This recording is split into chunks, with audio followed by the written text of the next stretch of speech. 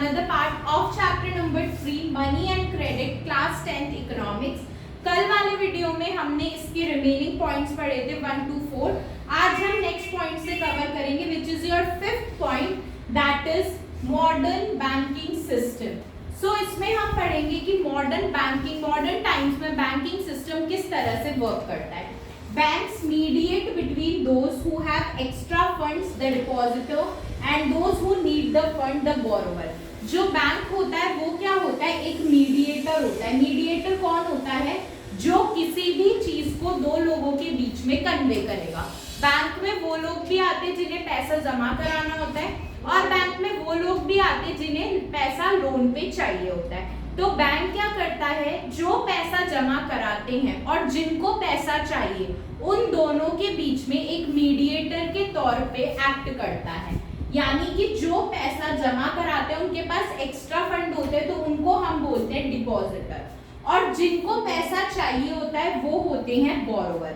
अब डिपॉजिटर का एक्स्ट्रा पैसा ही बैंक बोरोवर को देती है एज अ लोन, और उस लोन पे ही वो क्या चार्ज करती है, इंटरेस्ट चार्ज करती है। Bank charge higher interest on loan as compare to interest they offer on deposit. जो बैंक होती है वो लोन पे हायर इंटरेस्ट चार्ज करती है, लोन पे वो ब्याज ज्यादा चार्ज करती है एज कंपेयर टू जो पैसा हम जमा कराते हैं उसके इंटरेस्ट से। तो लोन पे अगर बैंक 15% का इंटरेस्ट चार्ज कर रही है तो हमने जो पैसा डिपॉजिट करा है उस पे बैंक 12% ही देगी। यानी हमेशा जो लोन पे इंटरेस्ट होता है उसकी रेट ज्यादा होती है और जो डिपॉजिट हम कराते हैं उसकी इंटरेस्ट रेट कम होती है। ऐसा क्यों होता है, क्योंकि लोन का पैसा बैंक के पास वापस आएगा इसलिए बैंक को उसमें प्रॉफिट है, और डिपॉजिट का पैसा बैंक के पास से जा रहा है इसलिए बैंक को उसमें लॉस है। इस वजह से जो लोन का इंटरेस्ट रेट होता है वो ज्यादा होता है, डिपॉजिट पे इंटरेस्ट रेट कम होता है। और लोन के इंटरेस्ट रेट और डिपॉजिट के इंटरेस्ट रेट के बीच का जो डिफरेंस होता है वो ही बैंक की सोर्स ऑफ इनकम होती है। यानी अगर बैंक 15% लोन पे चार्ज कर रही है और 12% डिपॉजिट पे दे रही है तो इन दोनों के बीच का जो डिफरेंस है 3% वो उसकी इनकम है, क्योंकि वो 3% कमा रही है लोन से। डिपॉजिट पे वो दे रही है 12% और लोन पे दे रही है 15%। तो इन दोनों के बीच का जो 3% है ये उसका प्रॉफिट है, उसकी इनकम है, क्योंकि वो लोन से 3% एक्स्ट्रा कमा रही है। तो ये बैंक की सोर्स ऑफ इनकम होती है। आगे चलते हैं, क्रेडिट यानी लोन्स। लोन्स होते क्या हैं? लोन दो टाइप के होते हैं, एक होता है सिक्योर्ड लोन और एक होता है अनसिक्योर्ड लोन। जो सिक्योर्ड लोन होता है वो एक पर्सन डायरेक्टली बैंक से ले लेता है, और जो अनसिक्योर्ड लोन होता है वो एक पर्सन मार्केट में लेगा, अपने किसी दोस्त से, रिश्तेदार से या मनी लेंडर से ले लेगा। जो सिक्योर्ड लोन होता है उसकी इंटरेस्ट रेट जो होती है वो कम होती है as compare to unsecured loan. जो सिक्योर्ड लोन होता है उसमें एक पर्सन जो होता है वो फायदे में रहता है, लेकिन अनसिक्योर्ड लोन में वो डेब्ट ट्रैप जैसे सिचुएशन में फंस जाता है। अब हम पढ़ेंगे पहले कि लोन होता क्या है।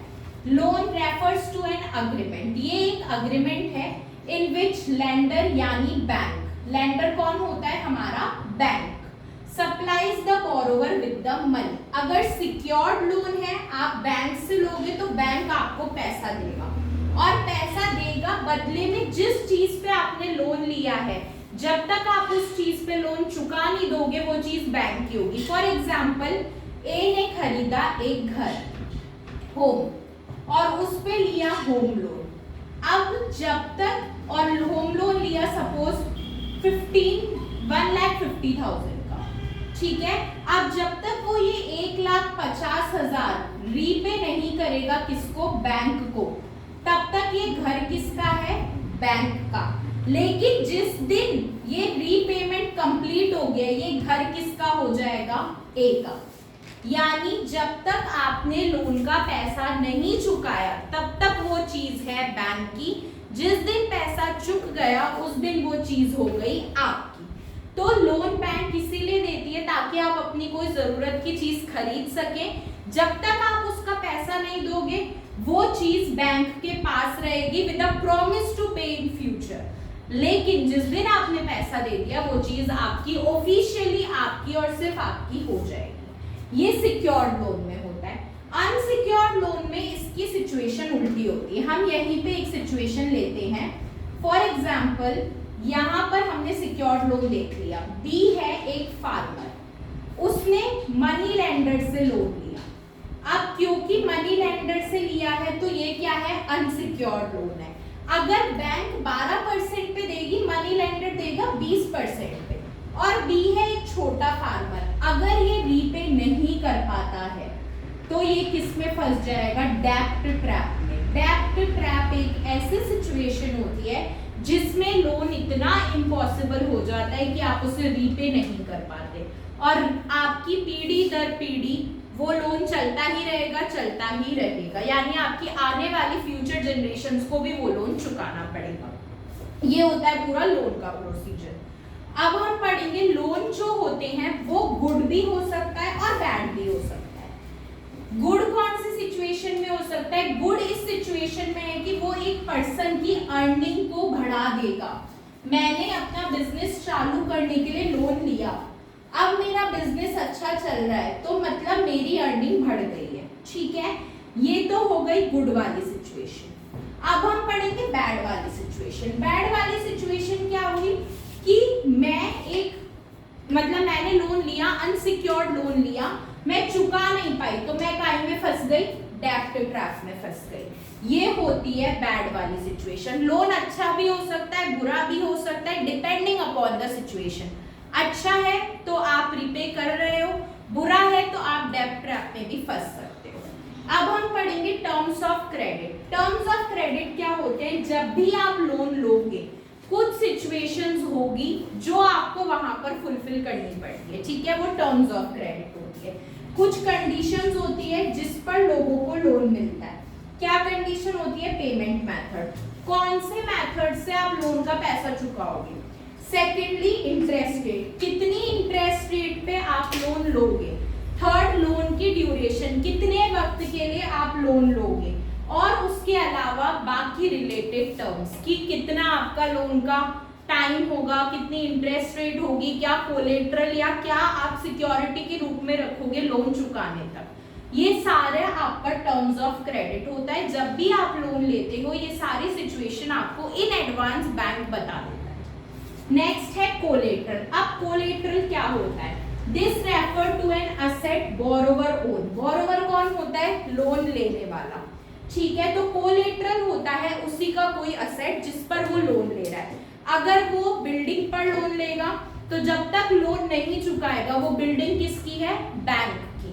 अगर वो अपनी गाड़ी पर लोन लेगा, जब तक लोन नहीं चुकाएगा गाड़ी किसकी है? बैंक की। अगर वो बोल रहा है कि मुझे अपने पर्सनल यूज के लिए लोन चाहिए, हमने यूज ही नहीं बताया क्या यूज है, लेकिन मैंने बोल दिया मेरे पर्सनल यूज के लिए चाहिए, मुझे लोन दे दो, बदले में मेरा घर रख लो, जब मैं लोन चुका दूंगी तब आपको घर दे दूंगी, तब आपसे घर ले लूंगी अपना। तो यानी कि इस सिचुएशन में मेरा घर क्या है? बैंक का कोलेट्रल है। कोलेट्रल होता है जब भी आप लोन लेते हो उसके बदले में आपको बैंक के पास कोई असेट अपना रखवाना पड़ता है। क्यों? क्योंकि ये कोलेट्रल एक गारंटी होती है कि अगर फ्यूचर में मैंने लोन नहीं चुकाया तो मेरे इस असेट के थ्रू बैंक अपना पैसा रिकवर कर सकती है। तो कोलेट्रल होता है एक असेट जो एक बोरोवर बैंक के पास रखवाता है एज अ सिक्योरिटी। और क्यों रखवाता है? कि अगर मैं लोन नहीं चुका पाया तो आप इससे पैसा ले लेना, अगर लोन चुका देता है तो वो अपनी कोलेट्रल वापस ले सकता है। अब हम पढ़ेंगे लैंडर्स राइट। एक लैंडर को क्या क्या राइट होते हैं? अगर किसी ने किसी को लोन दिया है, वो पैसा दे ही नहीं रहा, बैंक ने 3 बार कॉल कर लिया, 4 बार कॉल कर लिया, पैसा नहीं मिला, तो अब बैंक के पास पूरा अधिकार है उस पर्सन की कोलेट्रल को सेल करने का और अपना अमाउंट रिकवर करने का। यानी कि अगर borrower defaults on the loan, borrower ने लोन नहीं चुकाया, तो you have the right to sell the collateral and to recover your owned amount. जितना भी आपका पैसा है उसका कोलेट्रल बेच दो और अपना पैसा वापस निकलवा लो। अब एक इंपॉर्टेंट पॉइंट है जो हमने यहाँ पर बार बार पढ़ा, डेब्ट ट्रैप। डेब्ट ट्रैप एग्जैक्टली क्या होता है? It is a situation in which loan is difficult और इम्पॉसिबल टू रिपे। ये वो सिचुएशन है जिसमें आप लोन को रिपे नहीं कर पाते हो और इसी वजह से आप और आपकी आने वाली जनरेशन जो है वो एक जाल में फंस जाती है जिसे बोलते हैं डेब्ट trap. So with this we have completed the 2 more topics of this chapter. We'll be back with another video soon. Till then, stay tuned.